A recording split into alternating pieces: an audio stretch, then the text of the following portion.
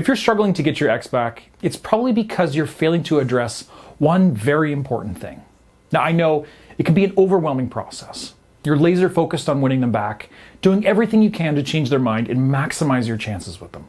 And at the same time, you're dealing with the crushing pain of a breakup and trying to pick up the pieces of your life. And now, I'm asking you to think about one more thing, juggle one more ball.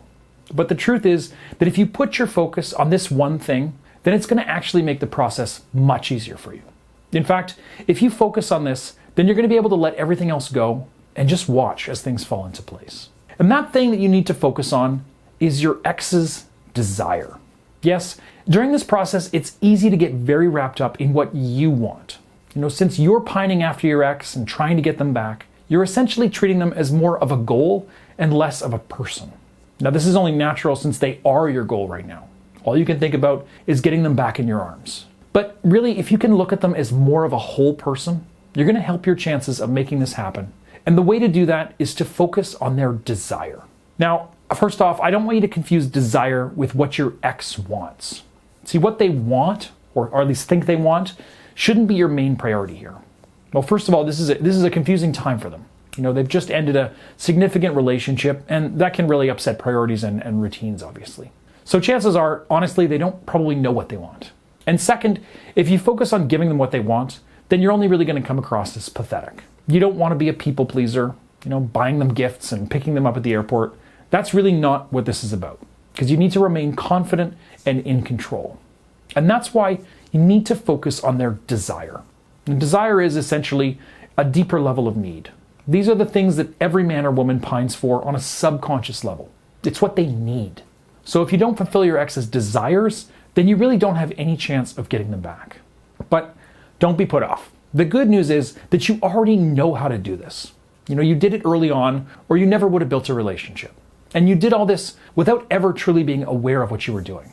Now, we just have to take these unconscious actions and make them deliberate. So here in this video, I'm going to tell you the 4 ways for you to make your ex feel desire for you that you probably haven't thought of. And do stick around for the last one because it's a little controversial because it's so effective. So let's get into it. First, you have to start creating the future that your ex wants. So if you want them back, then you're going to need to think long term here. Whether or not they brought this up, chances are this had something to do with the end of the relationship. You won't want to stay with somebody if you're not sure what the future holds. But even if that had nothing to do with it, right now your future is clearly in doubt, and your ex will only want to reconnect if they think that you can actually move forward as a couple. So you need to remove that doubt and replace it with certainty. Now, this isn't just about providing for them financially, although that can be part of it. It's really about showing them that you're ready, willing, and capable of creating a future with them. So, this can mean stopping the negative behaviors that led to the breakup. It can mean focusing on your career and setting yourself up for the future. It can mean moving to be closer together, if the circumstances allow it. Basically, you need to show them a future where you two can actually be happy together. So you need to know, what kind of future your ex wants. Have you talked about getting a dog together? Well, if you're still taking trips with your friends twice a month, then that's going to be on your ex's mind when they imagine your future together. Now, you want to think long term here. Many people get caught up on, removing the immediate obstacles, like shaving the mustache she hates or getting a more reliable car so you can visit him more often. But you need to think about what's going to set you up for a better future. I actually had one client who started learning her ex's first language so that she could communicate with his family better.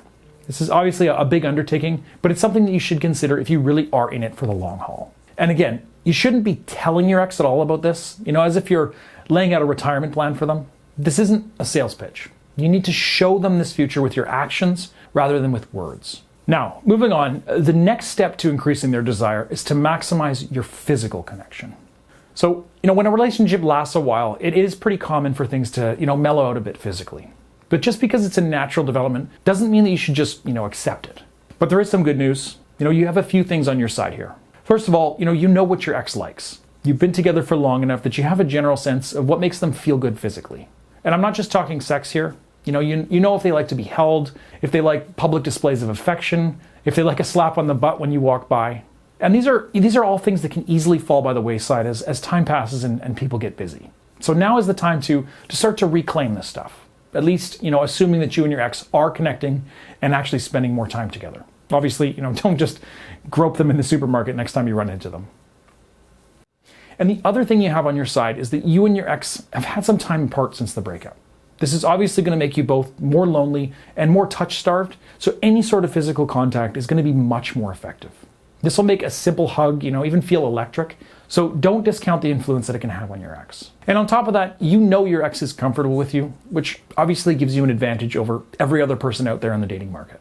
And yes, I hate to say it, but there is a chance that your ex is starting to date again now that you two are split up, despite what they might tell you. But remember, you're not in a relationship anymore, so they really don't have any obligation to stay faithful to you. Just a heads up. Now, if you want to accelerate this process and get your ex back right now, I can help you, because I offer one-on-one coaching to help make sure you get a second chance. Check it out at breakupbrad.com/coaching. I know you might think that your situation is too complicated for outside help, but trust me when I say I have seen it all in my 15 years of experience, and I've helped tens of thousands of people win back their exes despite seemingly hopeless situations. So again, go to breakupbrad.com/coaching. Now, moving on, what else should you do if you're trying to maximize your ex's desire for you? Well, you need to start addressing your own issues.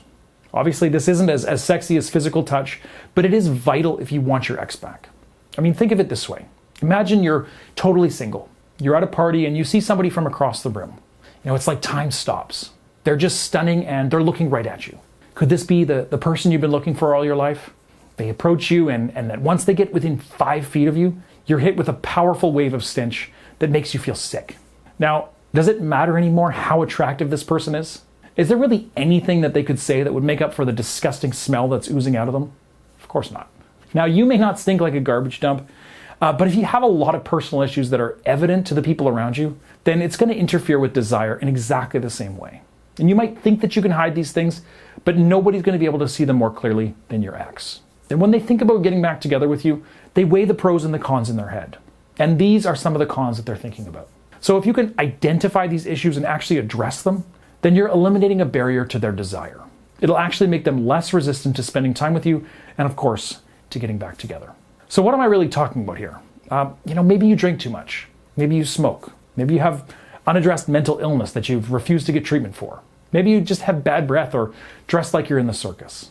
I don't know, but I'm sure that you can think of at least a few things that you can actually start working on today. Now, I realize this might feel impossible, but the trick is that you don't actually have to completely eliminate these issues. You just have to show that you're making a concerted effort. So maybe you cut down your smoking or drinking significantly. Maybe you go on a diet. Whatever it is, it's going to show your ex that you've heard their concerns and that you're actually trying to address them. And that's what's really most important here. So if you can create a future they want, maximize your physical connection, and address your own issues, you're well on your way to making your ex desire you like crazy. But there is one final way to make this happen that's a little devious, so I thought I'd keep it for the end of the video for those of you who truly want to make this work. So to make your ex feel desire for you, you have to play on their loneliness. Now this might be a little bit sketchy, but desperate times call for desperate measures. Now to do this, really just start by giving your ex space after the breakup. How long this is going to take is going to depend on how close you and your particular relationship and your partner were and how close your relationship was. But basically, you just need to refrain completely from talking to them in any way for at least a few weeks. It's going to be difficult, of course, but it's going to be even harder for your ex because they're not making a conscious choice to do this. But you are. Now, here's why this works. Usually after a breakup, you have at least a little contact here and there. And this can be, just to smooth things over or to help you both feel connected to another human being in what can obviously be one of the most difficult times in your life. But you don't want your ex to feel better about the breakup. You don't want them to feel connected to you. Your goal here is to make them feel as lonely as possible so that all they can think about is how much they miss you. This is really how you create desire, by keeping your distance. You really can't desire something when you know you can have it easily. You need to think that it's at least, just out of reach. Obviously, this might feel cruel, but I promise you it's really not. When the relationship ended, you were essentially agreeing to separate from this person. And they don't now get to dictate that you're taking too much space. Now, for you, whether this time has already passed or you're already reconnecting, you can still create this space for them to desire you even more deeply. Essentially, you just have to play a little hard to get. So don't answer their messages right away. Don't be afraid to leave them on red for a few hours. Don't be too available when they want to make plans. Basically, make them worry that if they don't act fast, you could be gone. All right, that just about does it for this one. If you have any questions about your ex or their desire, feel free to leave them in the comments below. I always read and respond to as many as I can.